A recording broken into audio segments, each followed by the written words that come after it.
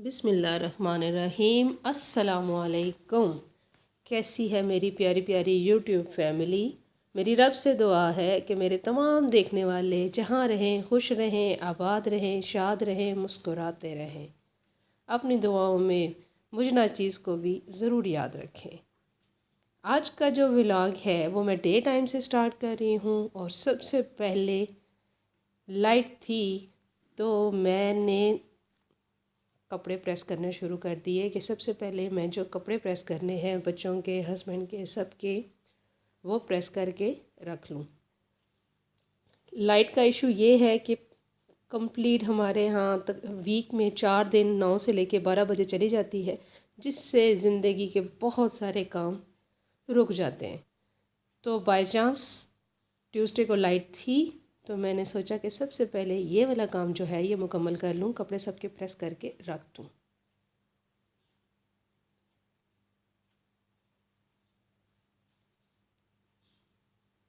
छोटे छोटे प्रॉब्लम है, लाइट जाना, लाइट आना, इन सारे प्रॉब्लम को हम सारी पाकिस्तानी ख़वातीन 9 से 2 बजे तक कैसे फेस करती हैं, किस तरह इस मसले का हल निकालती हैं, ये सारी मेरी बहनें बहुत अच्छी तरह जानती हैं। तो ये है शाम की चाय, चाय है साथ में है अलसी के लड्डू। तो ये है इवनिंग टाइम और मेरे घर आया सरसों का साग।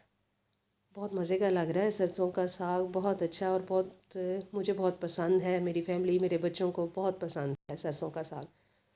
तो सरसों का साग काफ़ी सारा आया और मुझे साफ़ करना नहीं आता, क्योंकि जब तक बुज़ुर्ग होते हैं ना घर में मौजूद, तो ऐसी चीज़ें, पालक होगी, सरसों का साग वगैरह हो गया, कुछ और छोटे मोटे साग होते हैं जिनको जो स्पेशल होते हैं, वो बुज़ुर्ग ही साफ़ करके दें तो उनका एक टेस्ट होता है और उन्हीं को साफ़ करना आता है।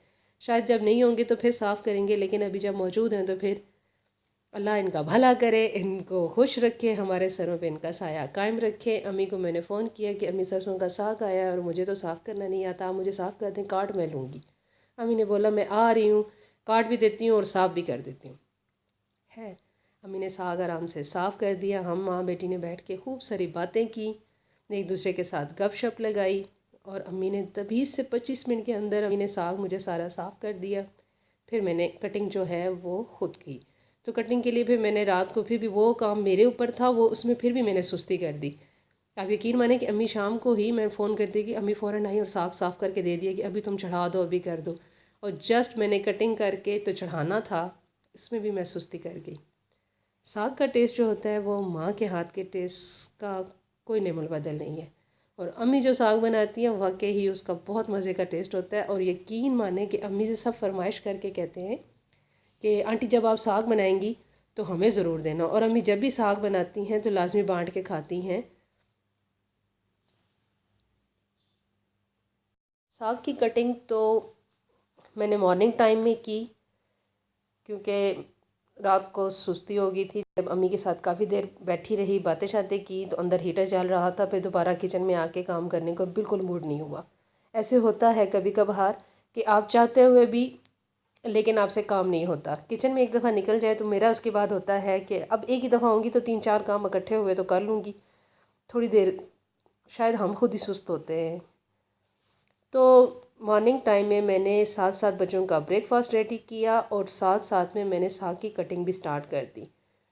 साग की बारीक बारीक कटिंग होती है, थोड़ा टाइम तो लगता है कटिंग में, तो इसलिए मैंने ये सोचा कि अगर मैं टाइम वेस्ट करूँगी तो फिर बहुत लेट हो जाएगा। मॉर्निंग टाइम में ही किचन के जो बहुत सारे काम होते हैं ना, उसको मुझे ख़त्म करने की बहुत जल्दी होती है। तो उसमें मैंने सबसे पहले जो साग की कटिंग है वो साथ साथ मैं करती रही। साथ साथ जब मैंने पराठा तवे पे डाला तो उसके साथ भी मैंने कटिंग करती रही। शायद सभी ऐसे ही कर रहे होते हैं कि जब उन्होंने मॉर्निंग टाइम में बहुत सारे काम ख़त्म करने होते हैं तो जल्दी जल्दी दूसरे काम को भी साथ में स्टार्ट ले लेते हैं। तो साग की भी मैं कटिंग करी थी और साथ साथ मैंने पराठे भी रेडी कर दिए बच्चों के, क्योंकि पेड़े पैरे बना के रख लेती हूँ। सर्दियाँ हैं तो ख़राब तो नहीं होते। तो जब सुबह फजर की नमाज़ पढ़ती हूँ तो उसके बाद तैयार करती हूँ तो साथ में ही बच्चों के लिए भी मैं पेड़े वगैरह बना देती हूँ पराठे के। ज़्यादातर मोस्टली हम लोग पराठे पसंद करते हैं, देसी स्टाइल है, देसी माहौल है, तो देसी स्टाइल में स्पेशल पराठा और अंडा ये तो मस्ट है। तो ये बन रहे हैं गर्मा गर्म पराठे और साथ में हो रही है सरसों के साग की कटिंग। सरसों का साग का ये है कि इसको पकाने के लिए भी आपको काफ़ी सारा टाइम चाहिए। ये नहीं है कि आपने बस जस्ट 2-3 घंटे में पक जाएगा। जो हमारे वाली रेसिपी है या जिस रेसिपी को मैं फ़ॉलो करती हूँ उसमें तकरीबन साग को हल्की आंच पे, पहले तो तेज़ आंच पे पकाया जाता है, फिर हल्की आंच पे उसको काफ़ी देर के लिए गलने के लिए छोड़ा जाता है। अप्रॉक्सीमेटली 6 से 7 घंटे स्लो हीट पे ये साग पकता रहता है। और आपको पता है ये साग जो है अल्लाह ताला ने, मुझे लगता है, सर्दियों में इसीलिए बनाए हैं कि इनसे काफ़ी देर आग जलती रहती है, खाना भी तैयार होता रहता है। और आपके किचन कमरे, अगर आप पुराना माहौल याद करें तो उसमें वो किचन में ही सब बैठा करते थे और इस तरह के साग तैयार हो रहे होते थे तो हल्की हल्की आग जो होती है, कोयलों की, लकड़ियों की आग जो है वो हल्की हल्की सारी रात जलती, काफ़ी देर तक सारा दिन जलती रहती है, जिसकी वजह से कमरे भी गर्म रहते हैं और सारे बातें भी करते रहते हैं और इन साग और इन हलवों के इर्द गिर्द जमा होते हैं। ये कल्चर है, यही खूबसूरती है। ये चीज़ अब ख़त्म हो चुकी है। अब तो जस्ट चूल्हे पे चढ़ा देते हैं हम, और ज़्यादा से ज़्यादा ना हुआ तो मशीन चला के घोटा लगा लेंगे और वो आराम से गल जाएगा, पीस पीसा जाएगा। तो ये जी मैं आपको बताऊं, मैंने अंडा फ्राई किया, तैयार किया, लेकिन मेरे बेटे ने बोला कि मम्मा आपने मेरी पसंद का एग नहीं बनाया, मैं अपनी पसंद का ख़ुद एग बनाऊंगा। अब यूनिफॉर्म पहन के अंडे में कौन नुक्स निकालता है। अब इसने सफ़ेदी को अलग अलग से बनाया है और जर्दी को अलग से बनाया है। ये देखिए, तो ये मेरे बेटे के हाथ है और वो अपनी मर्ज़ी का एग जो है वो बनाने लगा हुआ है। उनका ठीक है, कोई मसला नहीं है, जैसे तुम खुश रहो।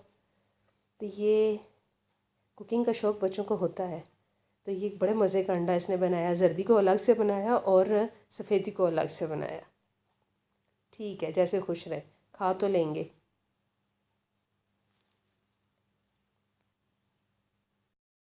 सरसों के साग को तो मैंने पकने के लिए चूल्हे पे चढ़ा दिया। ढकना उतार के काफ़ी देर तक इसको पहले पकने दूंगी, फिर उसके बाद इसमें नमक मिर्च और मसाले वगैरह शामिल करके फिर इसमें ढक्कन लगाऊंगी। लेकिन अभी नहीं, अभी आधे घंटे के लिए इसकी कड़वाहट को उड़ने दूंगी। साथ में हो रहा है ब्रेकफास्ट। ये मेरा बेटा नाश्ता कर रहा है। कमरे में आओ तो सबसे पहले कंबल बिस्तर उठाने के साथ साथ स्कूल जाने वाले बच्चों के भी तौलिए उठाओ। मुझे बहुत बुरा लगता है ये गीले तौलिए बिस्तर के ऊपर जहाँ पे यूज़ करते हैं वहीं पे छोड़ देते हैं, और ये क्रीम लगाने के बाद ढक्कन, ये सारे चीज़ें, ये मेन काम है जो छोटे काम हैं जो करने नहीं चाहिए मुझे।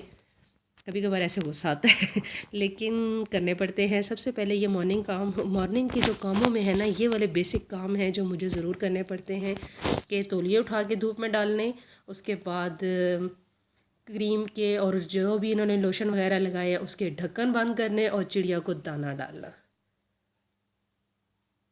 बहुत सारे बेसिक कामों के साथ साथ किचन में आने के बाद, नाश्ते के बर्तन धोने के बाद शेल्फ़ की और स्टोव की सफाई मस्ट है।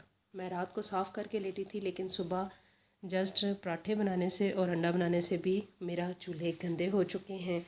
इनको मैं कैसे साफ़ करती हूँ ये भी मैं आपको दिखाऊंगी। और ये जो सफ़ेद सफ़ेद निशान है, ये पानी गर्म करने से जो है वो विंटर सीज़न है तो सब अपना अपना पानी अलग अलग से अगर गर्म करते हैं तो वो उसका सफ़ेद सफ़ेद निशान जो है वो पानी का चूल्हे के ऊपर, इस जगह के ऊपर पड़ जाता है।